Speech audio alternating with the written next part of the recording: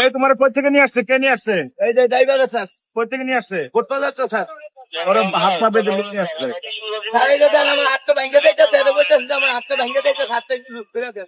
কে নিয়ে আসছে? এটা কে নিয়ে আসছে? আমি তো এই জন্য আপনার দায়িত্বের কাছে কে নিয়ে আসছে? কি হয়েছে? কুড়িল 20 রোডে আমি হারামগেট থেকে উঠেছি। হ্যাঁ হারামগেট থেকে উঠেছি, এরা 3 জন সদস্য ছিল। হ্যাঁ 3 জন সদস্য, একজন আমার ডান, 2 জন আমার ডান কোনা আমার ধরিয়া, আর একজন বাম কোনা। হ্যাঁ। গাড়ির ভিতরে সবকিছু নিয়ে,